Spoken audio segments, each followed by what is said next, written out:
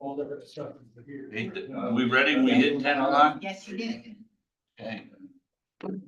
I'd like to call IT committee meeting for the month of November to order. It's been established that we have a quorum, so I'm gonna move right to our agenda, which is accept the minutes from October 22nd. Motion by Jim, seconded by Lance. Any discussion? All in favor, say aye. Aye. Opposed, carried. Cybersecurity report. Has everybody got a handout with everything on it?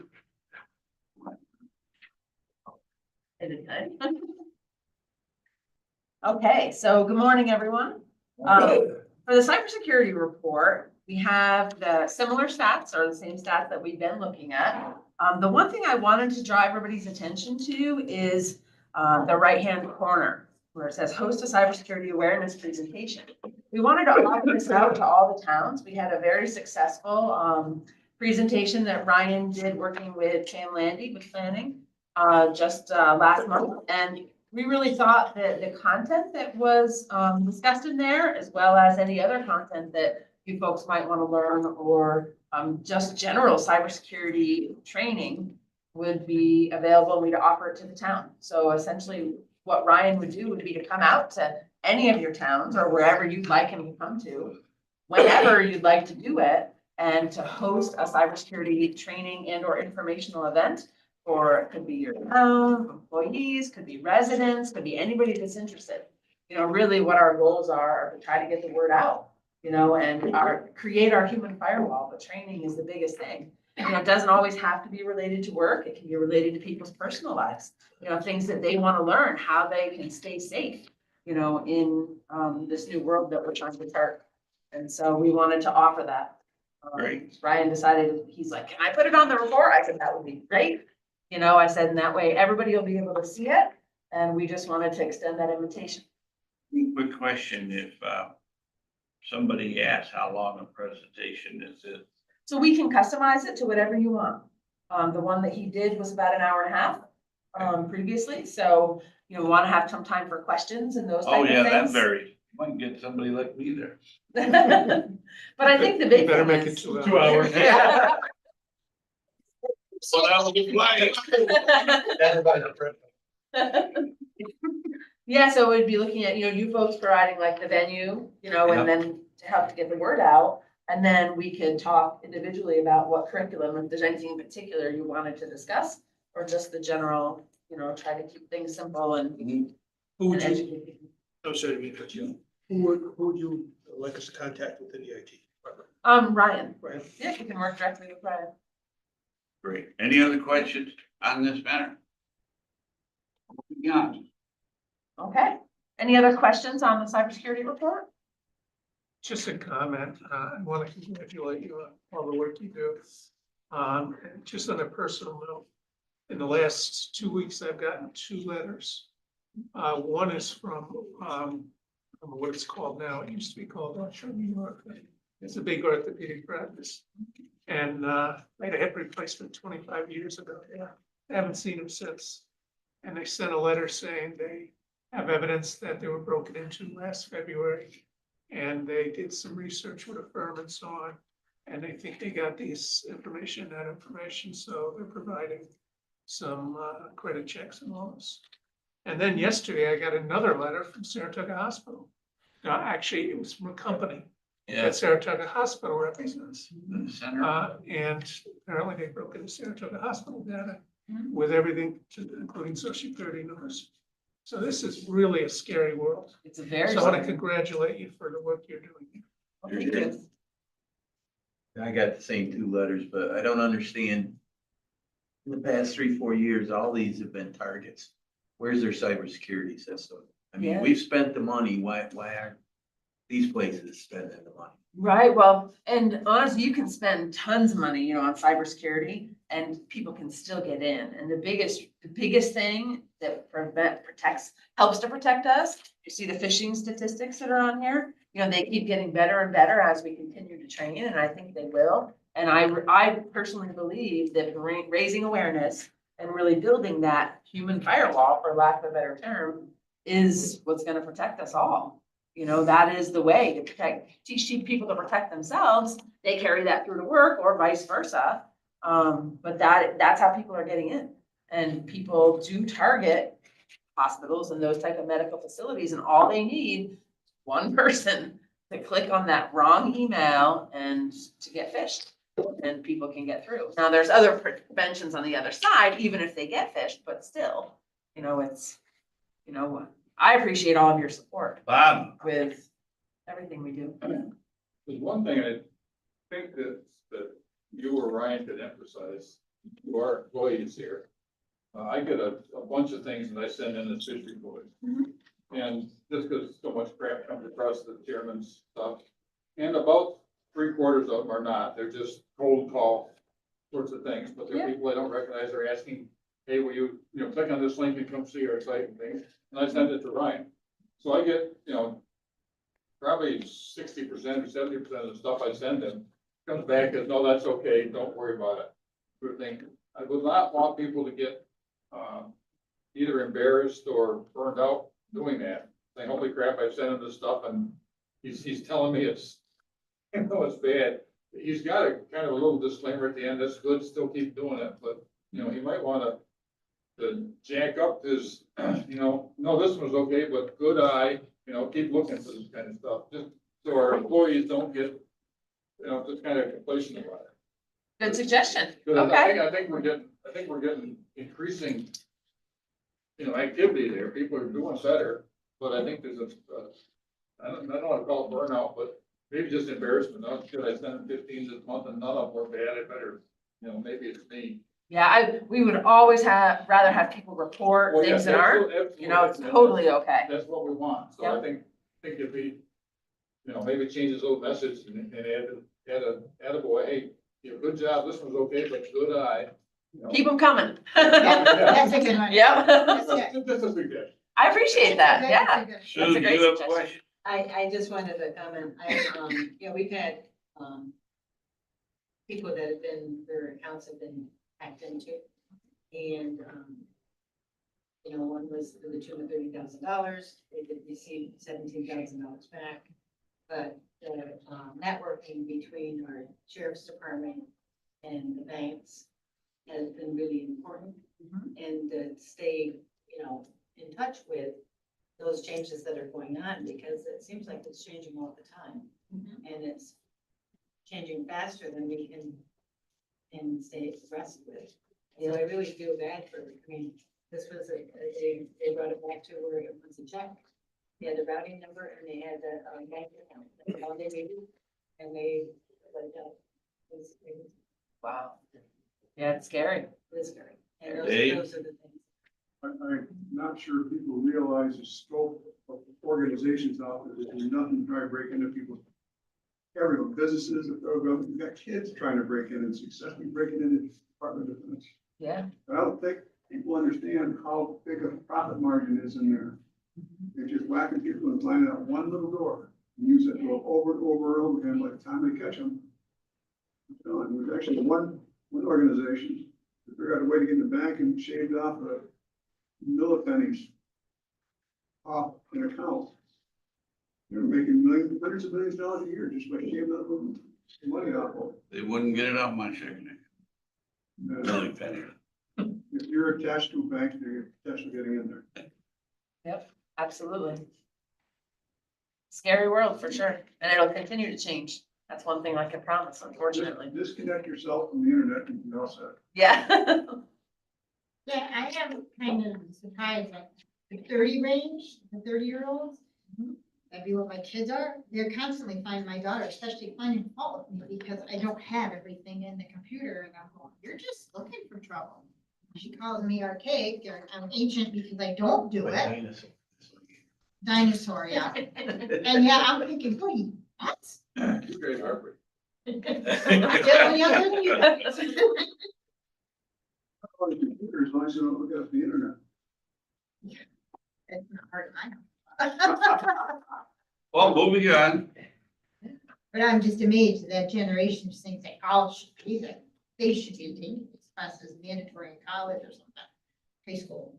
The education and having the education around it's just, yeah, huge. And even kids these days, they're very tech savvy. My kids pull me away sometimes. They're like, oh, here, mom.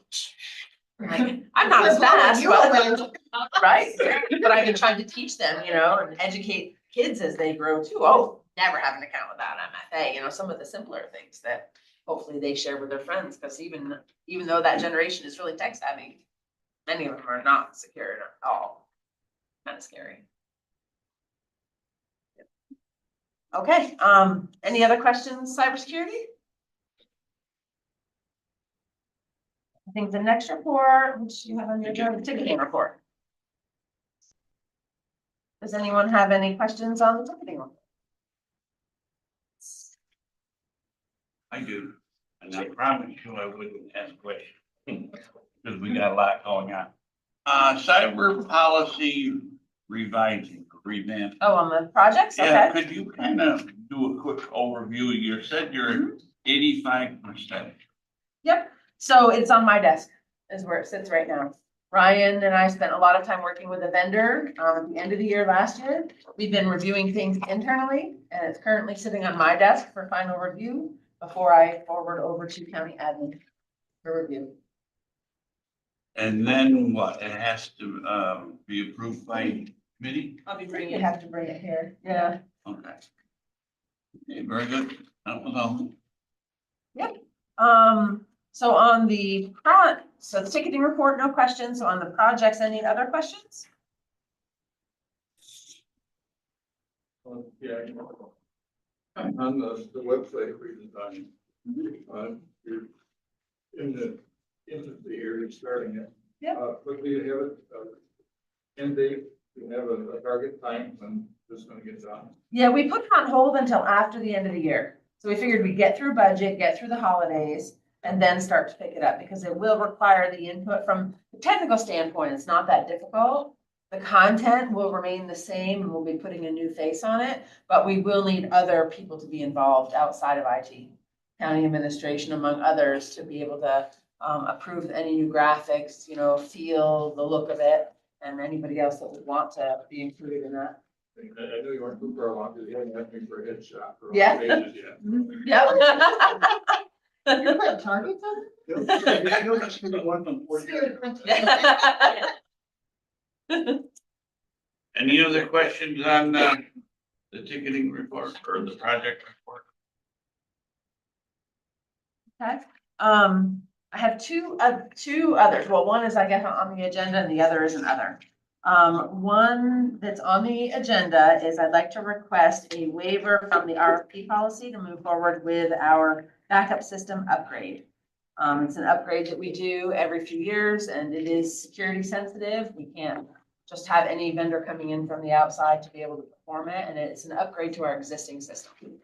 So the cost on that was $113,000. Did you get any other prices from anybody so you have something to compare to, or is that Yeah. how? I mean, So- you're a great negotiator, so I'm not questioning that. You saved us a ton of money, but I just wanted to know that's a good price. Yeah, the pricing is definitely more than competitive. Okay. With what's out there. We did explore this year a couple of other options just to see what's out there, do our due diligence and make sure we're looking at other products, because technology changes, right? So just replacing the same system with a newer version of the same system isn't always the answer. And so I believe we did probably more than our due diligence, but we vetted out several vendors. Okay. It did come down, we were looking seriously at a couple of others, but they just don't have the DR and some of the other features that this particular product has. So it's the same It's vendor really still. same vendors, yeah, same product. It's really But good solution. Motion by Jay, seconded by quite a few people, but I think Cassie was first. Any further discussion on this matter? All in favor, say aye. Aye. Opposed, carried. And then the other that I have is a request to move funds I had budgeted for this year for 2024 for the real property, property project, but I mistakenly misunderstood the project and put it in a 2020.2 account. It's really a 0.4. So I'd just like to request to move the $36,000 from our 2020 account to our 4021 account. So we can move forward. Yeah. Or is that kind of just get moved to finance or do we approve that? Or- Finance. Okay, motion to move finance, everybody unanimous. Do I have a second? Second. Unanimous Second. second from Cassie. I could face that. Discussion, all in favor, say aye. Aye. Opposed, carried. Do I need any other approval now to be able to move forward after? That's the rest of the Karen part. Okay, perfect. Okay, that's all I have. Any questions while we have the illustrious IT director here? Meeting in Briefly, right, big gone.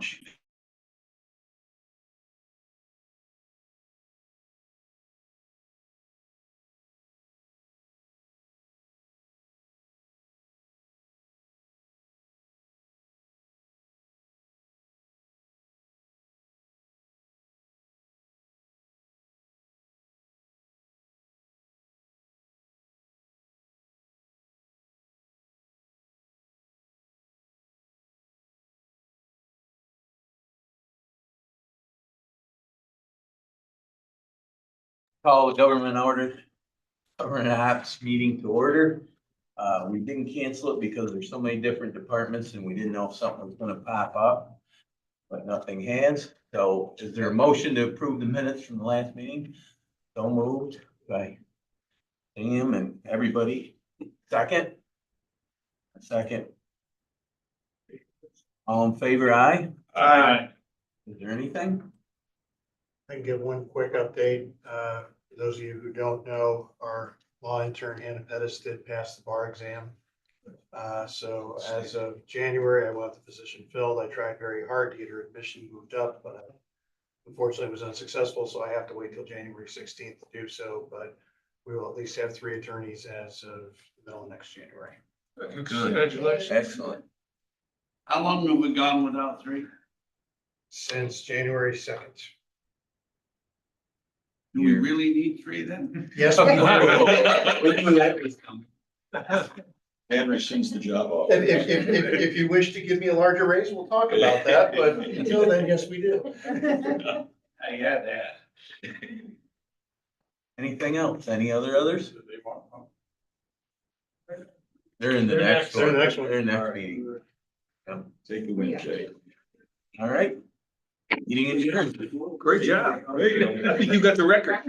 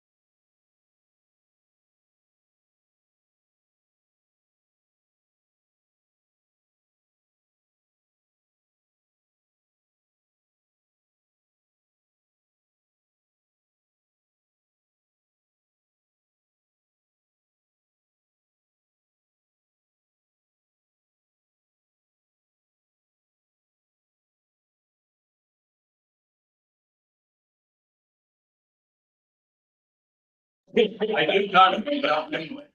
Hey, just learned to turn it off. Exactly.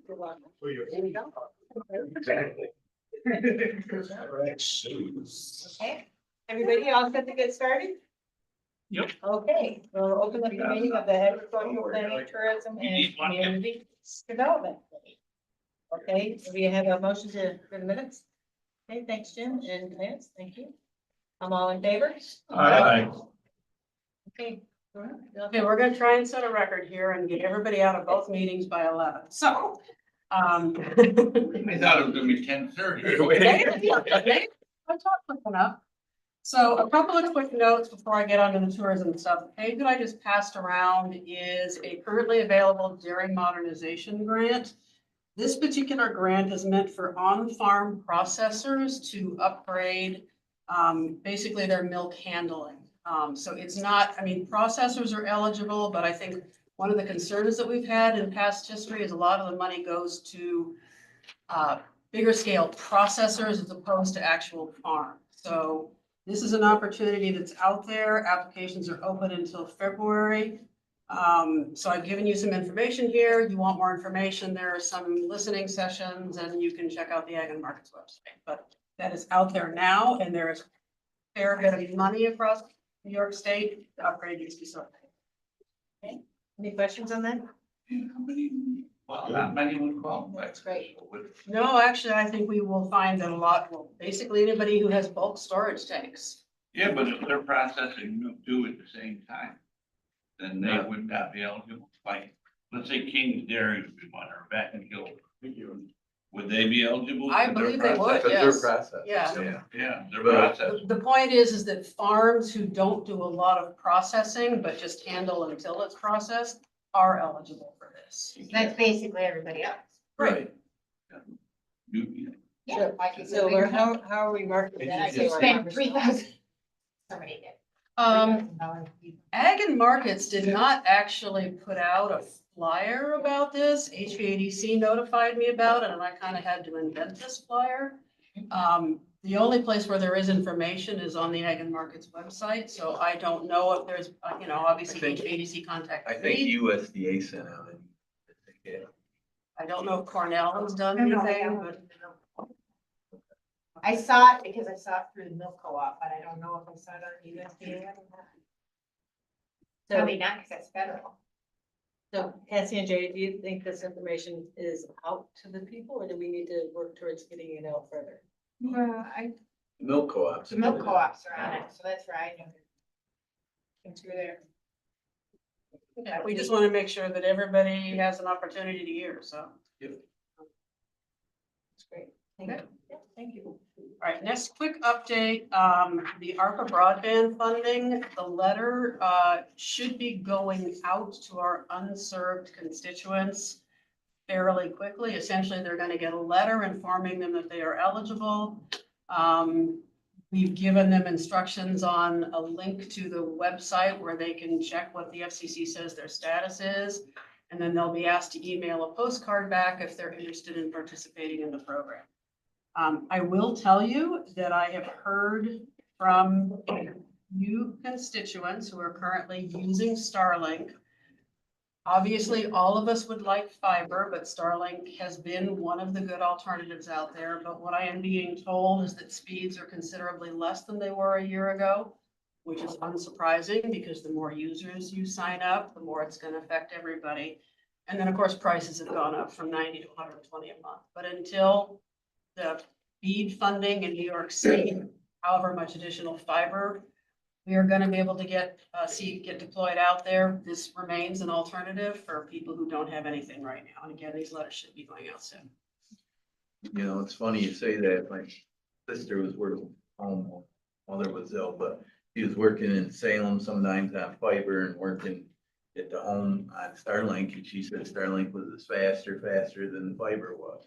It could depend on what satellite. I mean, I have no idea like how they assign satellites to signals. I don't know.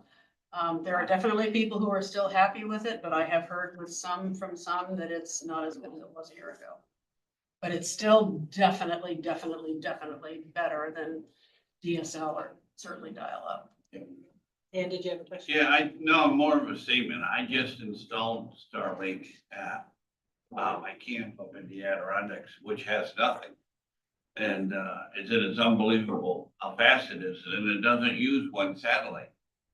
It gathers satellites and uses a whole bunch of them at once. And the other part I wanted to add is two things, good and bad. One, the good thing is the prices go down. It's less than 300. And if you recommend to somebody, then they'll dock another 100 off. So it's cheaper almost than installing fiber optics. The downside is they come out with a statement that said that they're really gonna slow down on their sales because they've got to get more satellites up there. So overused now. And that might be why it's slowing down, but it's just a temporary setback. I recommend anybody that can get it. Well, and we, through the ARPA funding that we allocated, we will be offering to pay for those who we verified are unserved. We'll pay for the equipment installation, Yeah. not the service cost, but the equipment installation. But it's so cheap right now. Yeah, so Laura, have you, I mean, I haven't heard the 300, I've heard usually 500. Yeah, it's down to 300. It's 300. And you get another 100 off if your neighbor gets it too, and you both get the 100 off. So it'd be 200 for both people.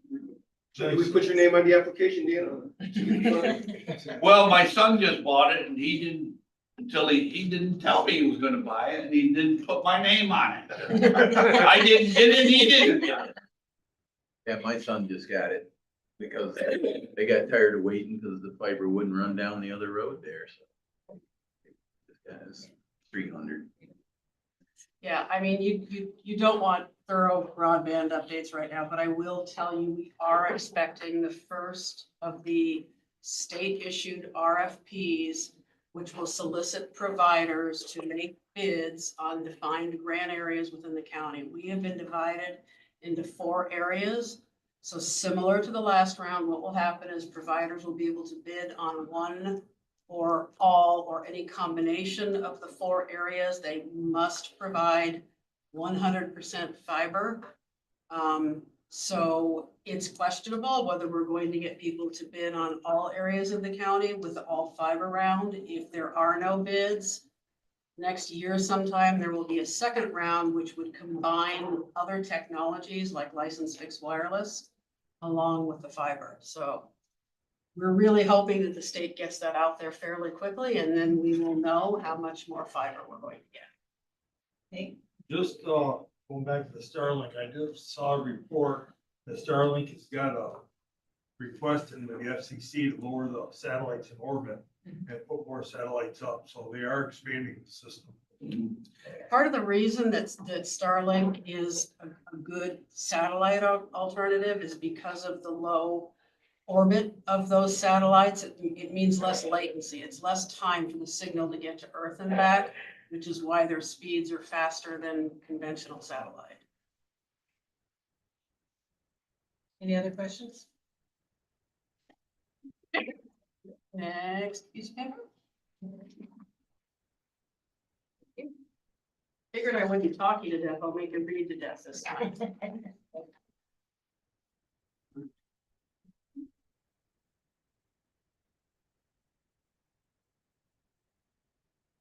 I'm assuming, by the way, that Melissa and or Bob mentioned the RCC State of the County was this morning, and I think it was pretty well attended, and there was a lot of conversation about both the frustrations the county has to deal with and the good things that are happening in the county. So I think that was a good event. So.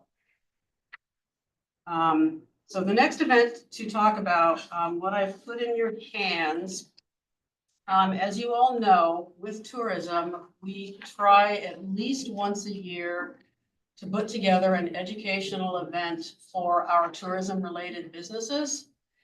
And so this year, we did it at 2 different locations, one in Easton, and one up in Fort Anne. And the idea was to get tourism businesses working and collaborating with our local historians and with the 250th committee to start brainstorming ideas about the kinds of events that could be put on. I said this morning at the event, when the 250th does come, there just isn't as much history in, say, Iowa or Nebraska as there is all along the East Coast. So I think it's going to have considerable impact on us. And so the more planning we do, the more we'll be able to attract people into the area. What you see in front of you is a compilation of the ideas that were put out there. And I'm going to ask Amy just to give you a quick recap of how those sessions went and some of these ideas. Good morning, everybody. Yeah, so as Laura mentioned, we recently hosted 2 meetings of the minds, and we did it in 2 places, 2 locations, one in Easton, one in Fort Anne, to give business owners the opportunity to attend. Because we know Washington County is long.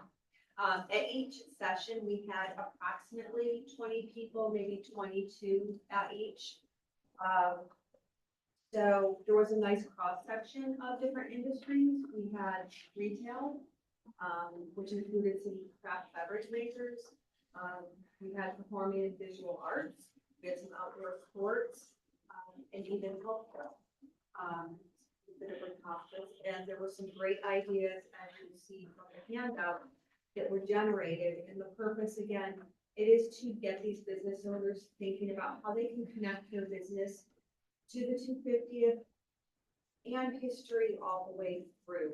So we have so many things right in our backyard that many people, we live it and we breathe it, so we might be taking it for granted.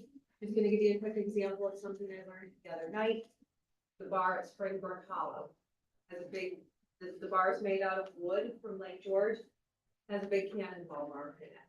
Yeah, that's not something, you can't see that in Iowa or Indiana or someplace like that. So again, it's things, let's connect, let's capitalize, let's help business owners see what the opportunities are.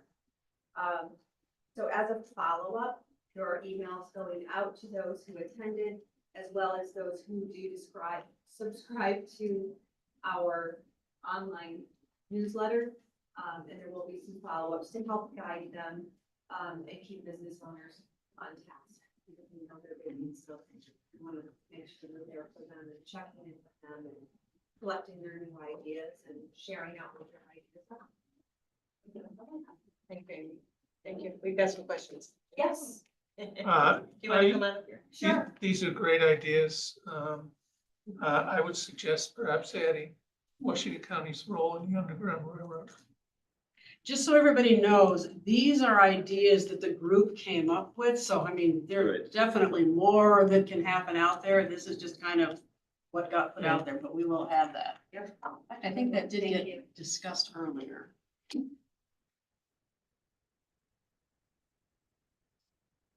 Anybody else? As far as what offering ideas or? Yeah, sure. What I didn't see on your one-liner thing, and maybe it doesn't fit into your program, is the number of dams that were on the Battenkill from the time it crosses from Vermont into Washington County and then hits up the river. You'll be surprised on that and what those factories produced and the history, some of them 2 or 3 transition periods. They changed hands, and from wallpaper factory that was in Greenwich, what they call the upper dam, to Eddie Plow Works, which was the middle dam. See, there's 3 dams right in Greenwich alone, and people only think of 2. And, there's the Golden Fleece was the lower one. But there's a lot of history with that, but there's also the ones coming through Jackson and, Greenwich and Salem. So there's a lot of history there. Yeah, and actually one of our meetings, a little bit of that was discussed. We did have an outdoor water sports business there, and doing some history along the Battenkill was something that was brought up, but I'll specifically incorporate the dams. I think there's 3 businesses in Middle Falls, working both sides of that dam. And somebody said that the Falls is one of the largest ones in New York State. It ranks up like a number, bigger, in the top 10 in one there in New York State. I don't know if that's true. That's just what I've heard. One of the things that we tried to emphasize was that this celebration is not just about a few weeks worth of events around July 1776. It's about all of the history, what daily life was like since then, and all of the history that occurred as a result of that. So anything that is related to how we kind of grew up from that is part of what we want to celebrate. Bob first and then Nate. Okay, these are all really good things, and I think the group will probably generate a bunch more. What's the next step? What So happens next? we do have some follow-up emails going out to those who attended and those who subscribed to get our e-blast. You want to keep the list growing, keep the ideas flowing, share the ideas, help keep the business owners on task. Because as business owners, I mean, I'm sure it's very, they don't have a boss per se to report back to. It's like, hey, how are you doing with this? And, what is the progress of this? What's the status? And what can we help you with? Are you expecting individual businesses to do individual things, or are you expecting a group of businesses to collaborate on one of these? To do both. Okay. There may be instances, at the meeting of the minds, a lot of the groups, they worked in clusters. For example, we had 3 businesses in the Argyle area. They sat together, they worked together. They came up with some ideas of what they want to do and how they want to host an event and collaborate. It would be a day in the life type of event. Right, I noticed that. So I'll add to that as well. We don't really have the funding to drive the county sponsoring events. So we are still working with the 250th committee on putting budgets together in terms of what the 250th wants to host, how we can help them to do fundraising, and then use what funding we do have to support some of these events that the 250th, really decides are the most important. So the fact of the matter is we can come up with 1,000 ideas, but we can't implement them all. We can maybe implement some of them. So what we want to do is get businesses and communities to recognize that it's in their own best interests to be doing this cross collaboration, because it will bring tourism into the area, which in turn, allows people to spend money in the area, make those overnight stays, and get a little bit of education and have some fun. In Salem, the Rotary was working really hard at our Revolutionary War Cemetery. And it's incredible to me to go by and see so many people actually going in there and doing their own genealogy search. And then they go see Al Premier, and they get a little bit more information, and they can see Pat, and then they have lunch.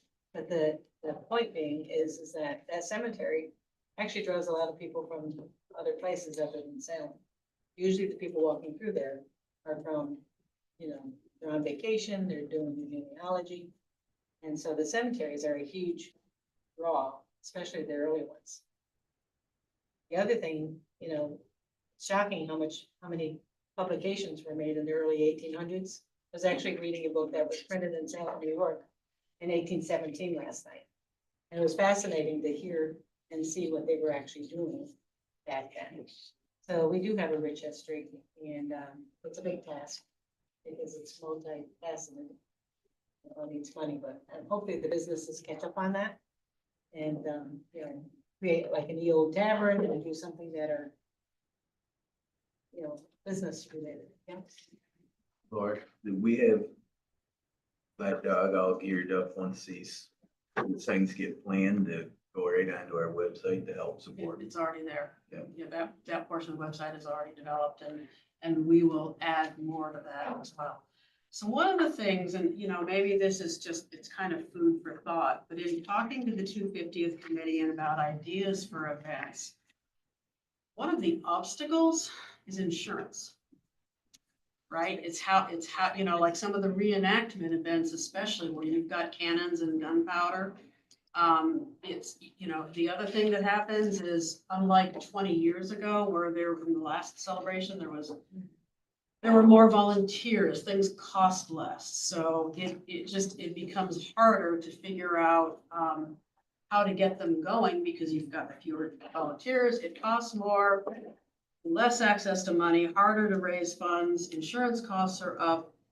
So these are obstacles, but that's not to say that they can't be overcome. It just means you take all these ideas and you work on what's most feasible to put out there. Get communities to collaborate with businesses and each other, and do what we can. Dave? So you're looking at tourism being a cumulative event. And what we've noticed is more and more exposure we get through some of the rides through, some of the tours through, is more and more people get exposed to it. And I think There are some real gems in Washington County that are completely almost unknown. For example, Granville has a Pepper Museum, which most people don't realize is one of the best collections of birds from all over the world on the East Coast. And that was done by Franklin Pember, and he wandered around the world and collected and started a museum and let them down to find to keep it going. There's a Slate Valley Museum. But we see more and more people from outside the area coming through. And it's really nice to see it happen. You know, when you talk about tourism, when we first talked about investing in tourism, people thought, well, it's going to turn overnight. It's not. It's a cumulative process. And the more we get the exposure, the more we get people get in. The county bounty tour we just did. There's people that came up from Albany and stopped at my grandkids' farm store first, and they were going down through Rathman's Maple and all the way down through. So there were a lot of people we hadn't seen before from local residents, and my kids know just by going to Washington County. It really was amazing how many people are listening to this and how much exposure we are getting, and hopefully it's going to be more cumulative. It's too bad. I know we're working towards the tourism and educating people on the outside about what the history is of Washington County, that area, how it affected the Revolutionary War stuff, but it's too bad we couldn't put a program together that the Historical Society could go in and teach our own children within our school systems about our revolution and how it affected it. At the turning point was at Fort Meade, what took place in Whitehall, what took place in Fort Edward, before you even got on down to Saratoga County. I was amazed that we had the blog program. I don't know what that is or not, but that's where the kids, they have some that each class picks out a certain number of kids from 7th grade up, and they go up on the stage and are asked questions, and they have an opportunity to answer those questions. And my grandson answered a lot of questions, and he was getting it right, but it was all stuff that I wasn't aware of or heard about. And then when it came to the turning point of the revolution was a question that was asked. And that was one of the questions he didn't answer, he just sat there.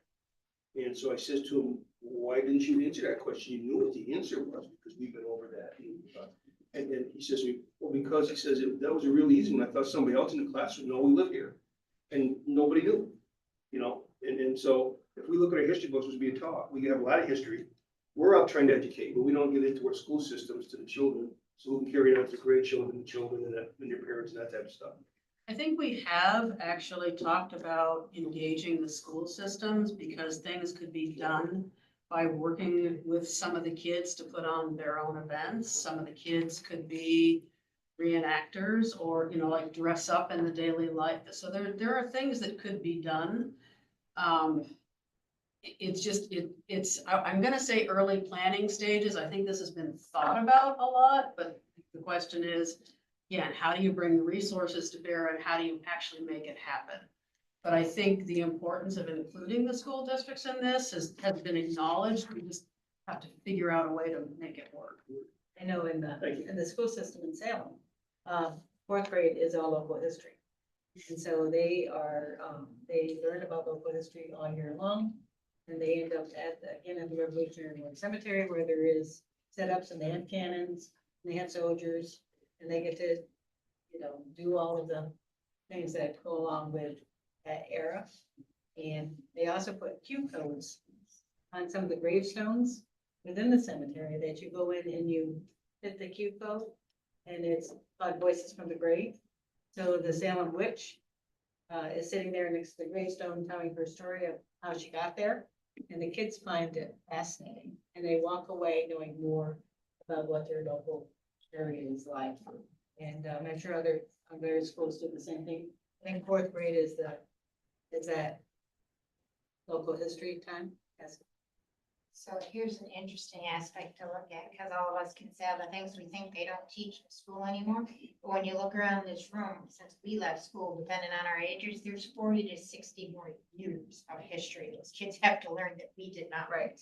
Because that's constantly changing and stuff has to fall off the table. That's a challenge.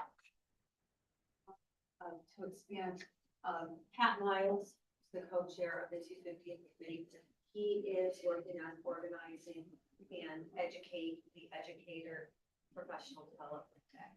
So that is something that has been thought of. Andy? A little off topic. Our town historian is a young guy, but he's really into the history of Granville. Would it be all right if I had him call you and maybe he could work on something for Granville under your umbrella for the 250th? So you can absolutely do that. I think Pat has worked pretty hard to get all of the town historians together, and that's proven to be a little bit difficult. Some of it is just geography, so he recently convened a meeting of like the southern historians, and I'm sure he'll try the northern.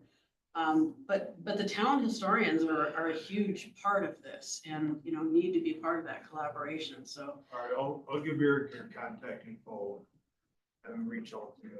Absolutely, and also I would mention Tom Ruffino, who's our county historian now. What's his He's, name? Tom Ruffino? Ruffing. Ruffing, I keep saying Ruffino. So he's a county historian. He's also been very active and is very passionate about the history, obviously. So I think he's also working to try and get the local historians together, but one way or another, I think there are a lot of people out there who care about this. We just have to somehow put it all together, make it work, and have it not cost a lot of money. That seems pretty easy. Like for example, we have the whole slate industry up through there that is very unique, and Argyle doesn't have it. That was good. Anyhow, Except that jail. But he really has a passion for writing on that side, which would bring a nice side note to everything the county's doing. One of the things that got discussed at the meetings the other night, I forget which one of them was, but was the idea of like roving museum displays, like taking something out of Pember or out of the Hartford Museum.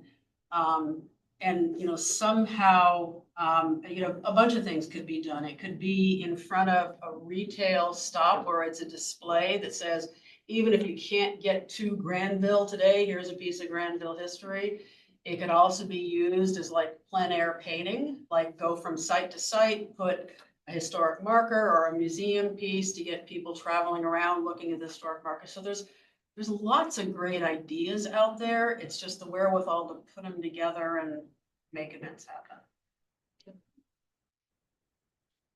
Good job. Any other questions for Laura? Ken?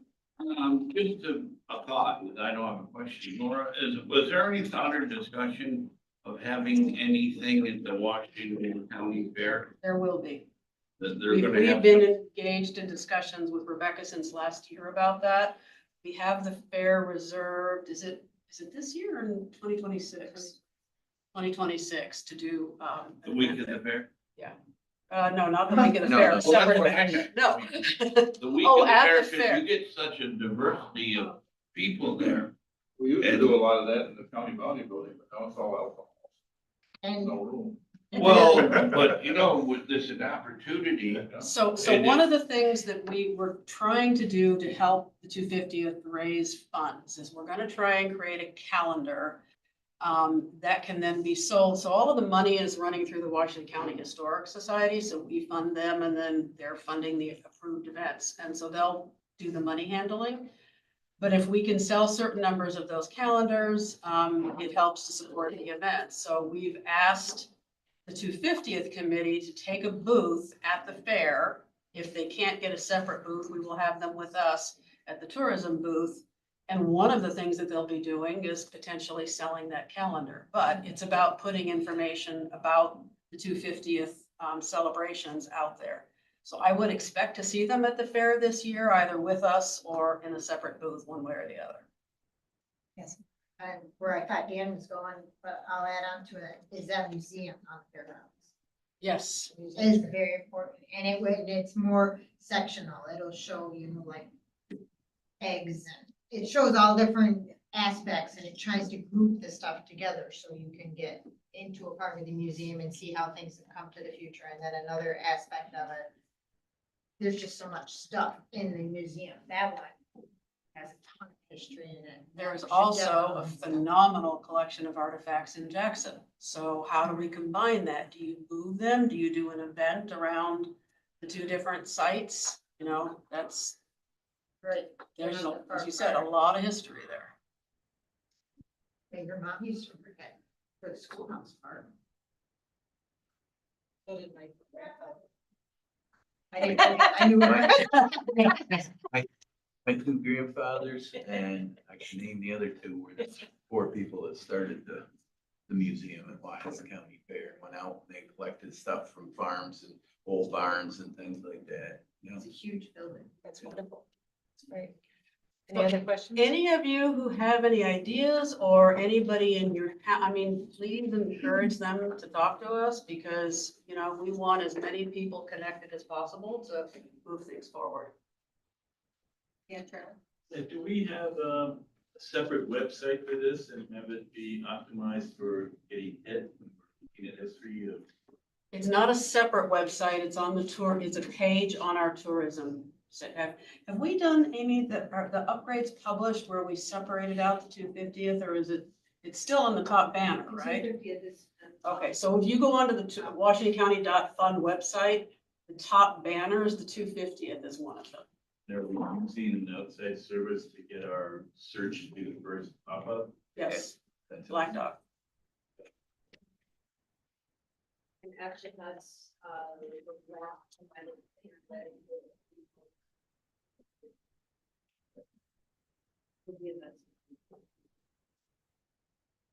Any other questions on the 250? Okay, more pieces of paper. Thank you. So, earlier this year, I think it was in April, we gave you some short-term rental data. And we've since upgraded that. One of the things that happened when we talked about that is we know from the platform that we subscribe to. Oh, there they There we go. We know from the platform that we subscribe to that, we can collect information about, rentals. That what they do is they troll all the short-term rental platforms in terms of what's marketed, what gets rented, and then they aggregate that data and we subscribe to that database. The problem that we ran into is that the county roll-up numbers are probably fairly accurate because it's a big geography. But when they tried to split it down by town, we recognized that we ran into the zip code issue. But I'm not sure that it Maybe was. you look really good. So for example, consistently, Fort Anne generates the most short-term rental data. And we know that, why that is, it's because of the costs and the number of properties across Hadlock. But Cambridge keeps coming up. Well, it turns out it is not just zip codes, I don't think, it's more like a catchment area. Because it included some of Jackson and some over the border into Scottico. Around lakes, that's, yeah. Right, I believe it's all coming out. So we just decided that that data just was not going to be helpful to us because we couldn't really determine on a town by town basis how much tourism there is, but again. I doubt it. Think of it as Greater Cambridge. Right. So we pulled that out of here and then updated these numbers. So what this tells you is we look at the short-term rental data, which comes from Row, which is on the left-hand side of this mark. And based on, it basically looks at Airbnb and Vrbo. As you know, we have a voluntary occupancy tax collection agreement with Airbnb only. So what we look at, and by the way, so there are other platforms out there like Tenter and other places where short-term rentals or camping are all booked, but this really only looks at Vrbo and Airbnb. So we looked at what the average active number of rentals available across the county on a daily basis are, and it's averaging, it's gone up to close to 300 at any given time. What the average daily rental rate is. How much revenue is generated from those rentals, and a straight calculation of if we're collecting 4% occupancy tax on that, how much would it be? So then, and this is kind of a harder best guess kind of calculation, because they cannot separate out Vrbo and Airbnb numbers. And the reason for that is that when short-term rentals market on these platforms. Sometimes they market on one, sometimes they market on the other, and sometimes they market on both. So when AirDNA does this analysis for those bookings that were marketed on both, they don't really have a way to determine where it actually landed when it was booked. So we are estimating that out of that total amount, probably 65% of that revenue comes from Airbnb. It could be 60, it could be 70, but we're ballparking it at 65. I then measured that against the actual occupancy tax that we are collecting. And again, as a reminder, our agreement with Airbnb says, we'll send you a check, you take it and shut up. We don't get any documentation that goes with it. So what I am finding is that Airbnb is remitting between 60 to 70% of what they should be remitting if we were actually collecting 4% of their total bookings. So this doesn't, I mean, this number is a little bit higher than I would have hoped for, because I always sort of expected that they're probably taking some sort of a fee to do the administration of all of this. Also, these numbers are not exact and they could be off by, again, if it's really 60% or 70%, that changes that calculation. But it gives you a ballpark on where we are. It emphasizes the fact that since we started collecting that occupancy tax, we have pulled in over $500,000. So, we are definitely grateful for that. And yes, we will shut up and take the money. So, because it has helped fund those tourism programs. But the other thing to note on here is if the statewide registry is signed into effect by the governor, again, we can basically look at that $7.5 million figure of total revenue generated, again, Airbnb and Vrbo only. So it would be more once you added all those platforms up. Take 4% of that, and that basically means your revenue just turned to 300,000. But what that doesn't count is the state going to keep any portion of that? And what are our enforcement costs going to be? So that's just your ballpark in terms of where we are and what we could potentially be seeing if that registration law is passed into effect. The other thing to note on that is that if the registration law passes into effect, it will also add the collection of sales tax, which we currently are not seeing. I have absolutely no idea on how to estimate that, because I don't know what typical sales tax collections are on short-term rentals, but whatever it is, we would see a portion of that as well. Yeah, I just had a couple comments. First of all, your comment about the zip codes, that's the area, that's a problem we have existing up in the Pilot Knob area now.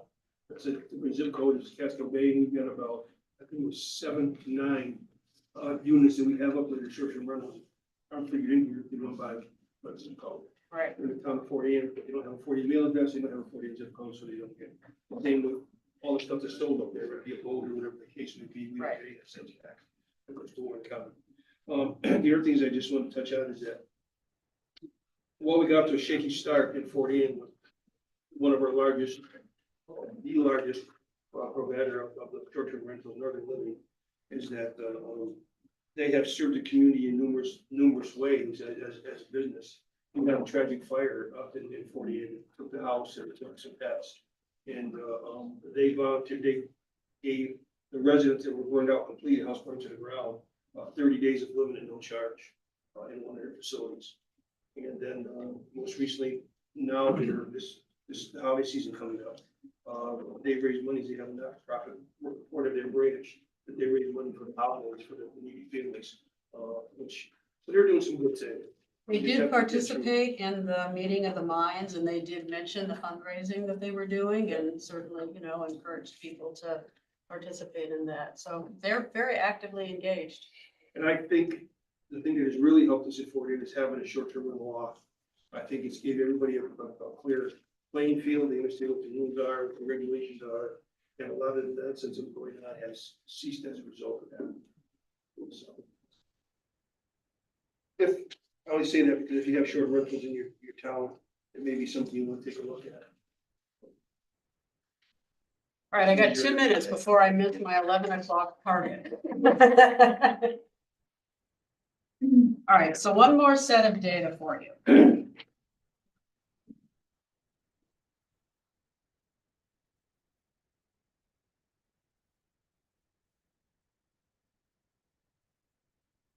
So New York State hires a company called Oxford Economics to do an analysis of the tourism industry across the state.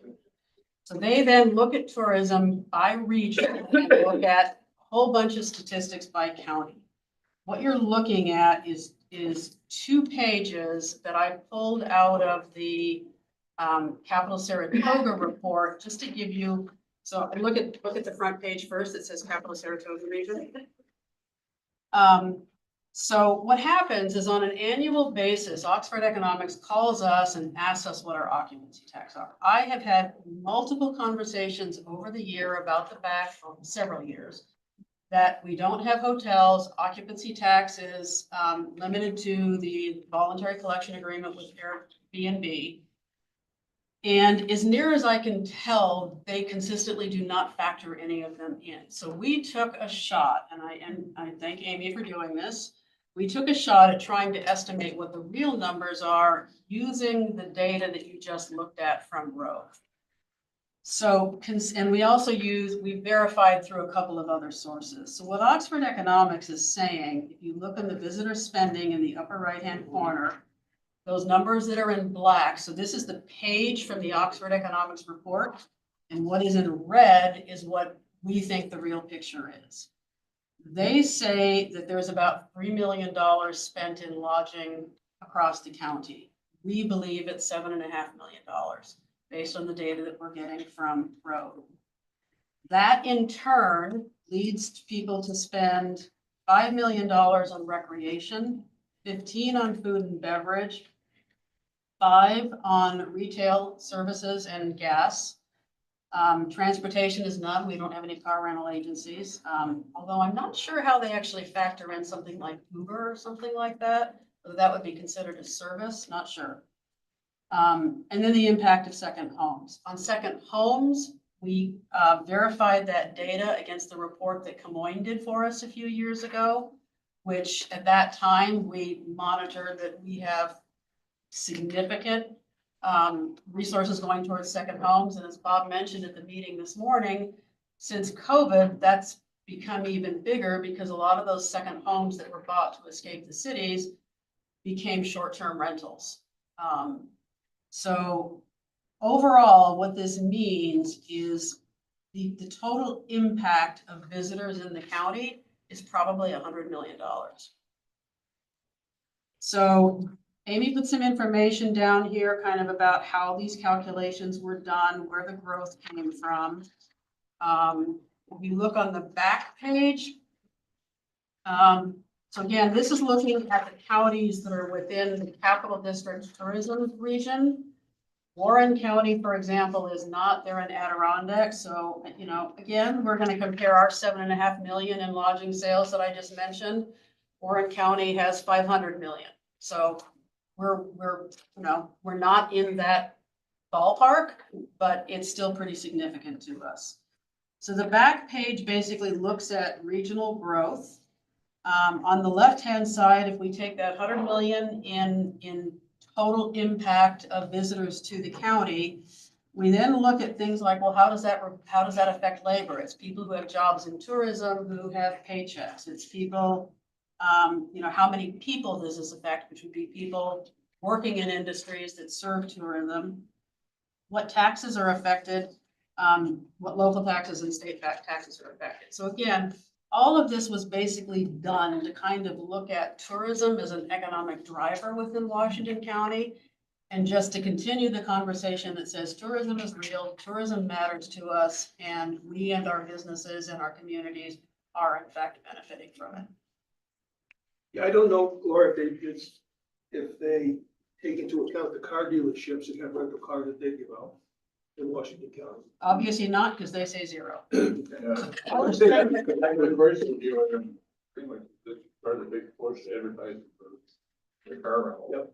And I know Zappos does over in Greenville too, because I was sitting there get my car serviced last week, and I heard that the service manager said, no, we have all our cars are reserved up until 3 weeks from now. So. So the question would be, are the car rentals going to visitors, or is it like a lot of car dealerships offer loaner cars, people who are having These are their, loaners, these are rentals. yeah, rental.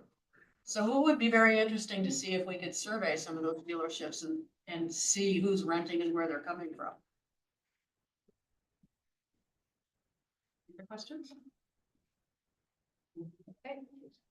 11:05. Close. Close.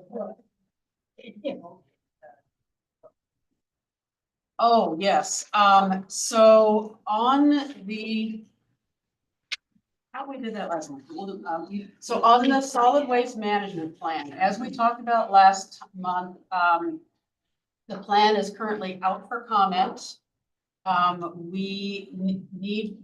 We've put out press releases, it's out on the signboard out front, we're welcoming any and all public comment. We then are required to hold a public hearing, which we need to schedule for January. And then all the legal notices will go out a couple of weeks in advance of that, so I guess we need Need a motion, so. Wait a second. Nancy, any discussion? All in favor? Aye. Okay, Okay. super, thank you. Good. Any other business? No? Okay, then we adjourn. Thank you very much.